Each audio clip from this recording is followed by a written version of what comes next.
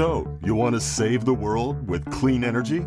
Make money doing it? Confused about the economic and technical realities of residential and commercial solar, batteries, heat pumps, EVs? Want the real-world scoop on new energy technologies, not manufacturer hype? Then tune in to the Weekly Energy Show, hosted by Barry Cinnamon. Insights from Barry's 40-plus years in the solar and energy industry will help you understand the future ways we'll generate and consume energy. And now, here's Barry.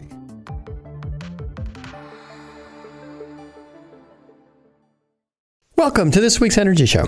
Now, the economics of energy have changed dramatically over the past dozen years or so, and it's because new technology. There's new energy generation technologies like wind and solar, and there's new energy-saving technologies like heat pumps and EVs and LED light bulbs and things like that. So it's a combination of new technology on the generation and storage side, like lithium-ion batteries, and changes on the way in which we're using energy. So everything we thought about energy just a few years ago may not be accurate anymore. So this week we're going to be talking about what I call 10 energy-saving myths. These are 10 things that you used to think that were true that may no longer be true. Okay.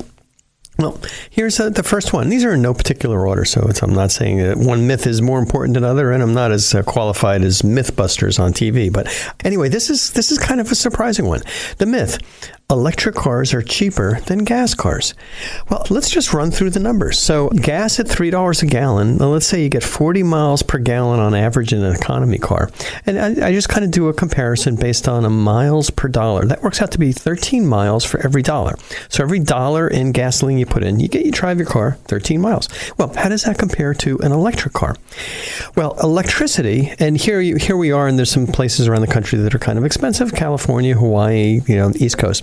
Electricity at 25 cents a kilowatt hour, and let's say your electric vehicle gets 2.3 miles per kilowatt hour. That means that you only can drive with this electric car 9 miles per dollar. Now, what's kind of interesting about EVs, unlike regular cars, is almost all EVs get about the same mileage. I mean, you're not going to see a huge difference between a high-end Tesla and the cheapest little EV. That's because they recover their energy as they stop.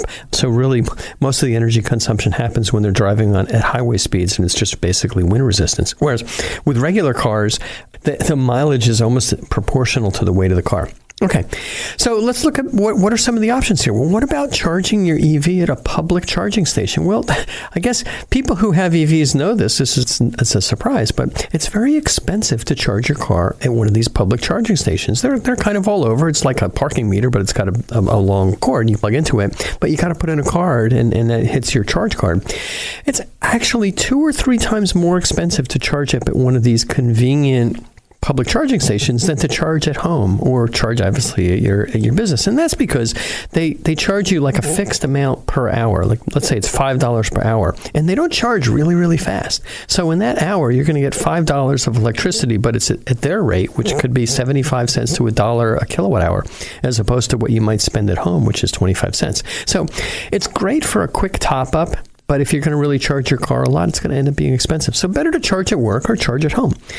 By far and away, the best thing is to charge with solar. I mean, you run through the numbers, and this is what I do, and lots of our customers do.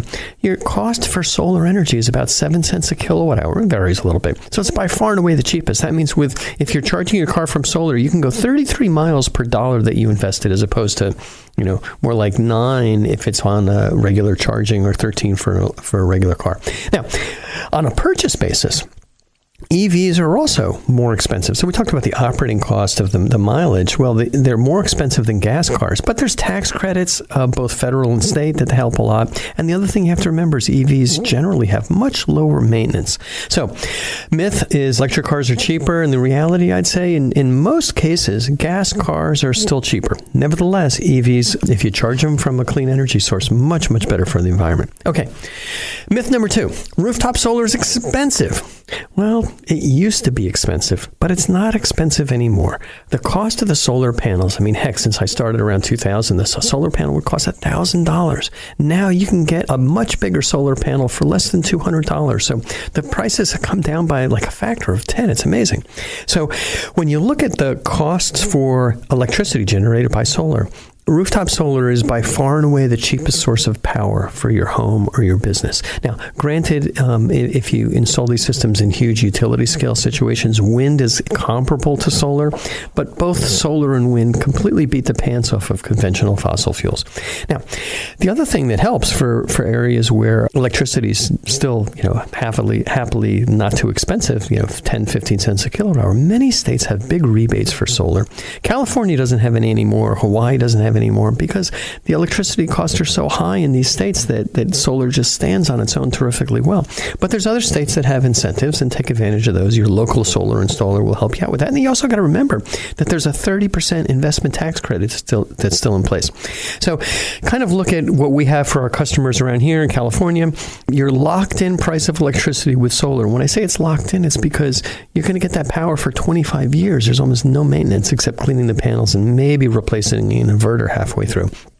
But your locked-in cost of solar electricity is 6 or 7 cents a kilowatt hour compared to what it is right now for regular electricity of 20 or 30 cents a kilowatt hour. And guess what? Electricity prices are only continuing to go up, whereas solar prices have kind of come down a lot. So with incentives, it makes a lot of sense. So the reality is solar is much cheaper than utility power. Okay, another myth. Myth number 3.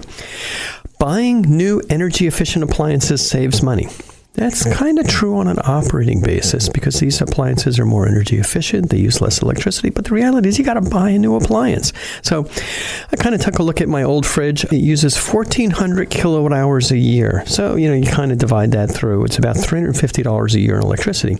I could buy a brand new fridge that's only going to use 400 kilowatt hours a year. That's great. But at a 25 cents a kilowatt hour electric price, and many people it's more, it looks like I'm going to be spending $350 a year on the old fridge versus $100 a year. So I'm going to save $250 a year if I buy that new fridge. But I'm going to spend over $1,000 for that new fridge. So I've got a 4-year payback on that. You know what? I'm just going to wait until that old fridge dies, and then I'm going to put it in the garage. I'm going to recycle it. But if you have that old fridge and it's inefficient, you put it in the garage, don't use it a lot because that's not going to be very cost effective. You're going to spend a lot of money on electricity. Same thing for TVs and air conditioners. The new stuff is much more efficient, but you got to replace that appliance. You look at people who are putting in new heating systems. If your heating system dies, definitely replace it. But it doesn't make a lot of sense, at least to me, to save a few $100s a year on a new heating system electrical cost, but spend $5,000 or $10,000 to put that system in. So just kind of, you got to remember the cost of the appliances is very, very high. So generally, the best thing to do from an economic standpoint is wait for those old appliances to die, then replace them with the most energy efficient thing you can afford. Okay, next myth. Utilities are the most reliable sources of electricity. Well, this is one of those things that used to be the case, I think. One would hope it's still the case, but in the reality, it's no longer the case. You have to remember first, utilities maximize their profits by installing new equipment, by building up their net assets. They make no money by doing maintenance. So they haven't been doing maintenance on the local grid. And what's been happening all over the country, and I've just been seeing it happen again and again and again here in Silicon Valley, is buying EVs, they have new air conditioners, they have electrical appliances, they're putting in heat pumps. There's more load on the local grid. So on a hot day, people plug in their ACs and their EVs to charge up. Boom, the transformer fails. So it's amazing to me how many blackouts are happening locally in Silicon Valley, in the suburbs. I'm not even talking about storms and disasters like have happened this year in Texas and Florida and Puerto Rico. I'm just talking about little disasters, but when you have a big disaster like a fire and earthquake, the utility is not going to be there. So backup power is a really handy thing to have, and now it's affordable and clean. And it's kind of also strange because we used to be able to kind of deal with candles and light a fire in the fireplace. Well, we don't have a fireplace is no longer operable. You can't run the heating system. So really, backup power is pretty handy to have. All right, last myth: solar for no money down is a good investment. Well, this is one of those things that really propelled the solar industry about 7 or 8 years ago to get solar on a lease and no money down. The reality is the leases and the PPAs are really expensive because you have to make those lease and PPA payments. And most vendors of these systems escalate the payments by 2.9% a year. So you end up really not saving anything on an operational basis. And since you don't own the system, it doesn't become an asset to your house. You're not increasing the value of your home. By far and away a better better thing to do is buy the system, put it on a home equity loan, or get a property assessed clean energy or PACE loan. You're going to end up with much better economics, and it's going to increase the value of your house. So the myth, solar for no money down is a good investment. You know what? There's no such thing as a free lunch. The reality is solar leases and PPAs are almost never a good investment. By far and away, the best thing to do is pay cash or get a loan with PACE or a home equity loan. Next myth. LED bulbs are expensive. I mean, boy, they've come down so much I'm going to have to take this off my list. LED bulbs, a dozen years ago, used to be $25 each. Then they were $12 each. Now you can buy like a 3-pack for less than $5. Last weekend, I was at, kind of at Black Friday shopping, and I just bought a whole batch of weird kind of shaped bulbs, hi-hats and halogen things, 12-volt halogen LEDs, just to kind of replace a lot of the bulbs in my house. And, it's interesting. You go to the hardware store, you can't even buy incandescents anymore unless you get like the antique-looking bulbs.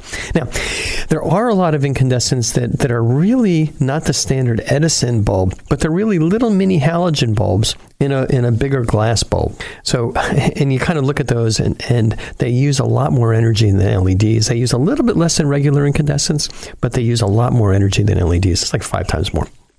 And the other trend is those CFLs, compact fluorescent bulbs. So they came out with those maybe 25 years ago. They're basically going away because the LEDs are just cheaper.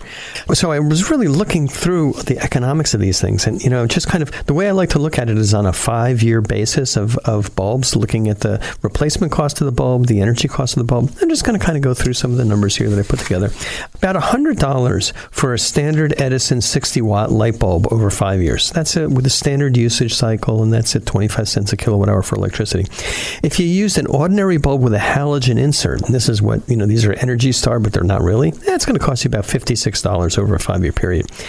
If you go with a CFL, compact fluorescent, it's about $17. And now if you go with some of the new LEDs, it's down around $12 for a 5-year operating cost, including replacements. So my advice, replace all of your commonly used bulbs in your kitchen, in your dining room, living room, bathroom with LEDs.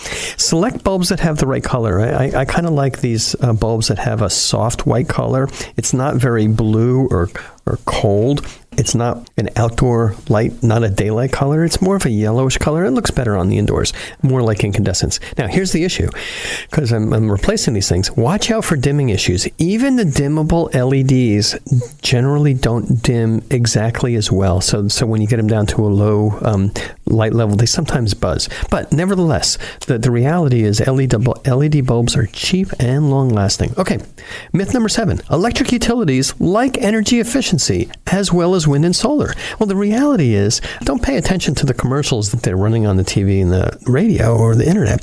The electric utilities, you have to consider what they do, what their business is, not what they say. Utilities make money. They're a business. They make money by selling electricity. The less electricity they sell, the less money they make. They're required by public utilities commissions to manage these energy efficiency programs. They're not doing it out of the goodness of their heart. Why would a business be trying to market something that's going to be bad for their business? So they're forced to do it. The other thing is that they get an automatic profit based on their net assets. So the more assets the utilities have, the more generating systems, long-distance transmission lines, the utility poles with the transformers on top, the more of those assets they have, the more money they make. So they sometimes will talk nice things, and it's good. I think I appreciate it about renewables, but they'll like it when they own the renewables. They want to own the wind farms. They want to own the solar generating assets. Now they want to own the battery storage systems. They want the utilities to put in battery storage systems. They don't want customers, businesses and homeowners to put these systems in because they make less money. They lose kind of on a double twice. It's doubly bad for them.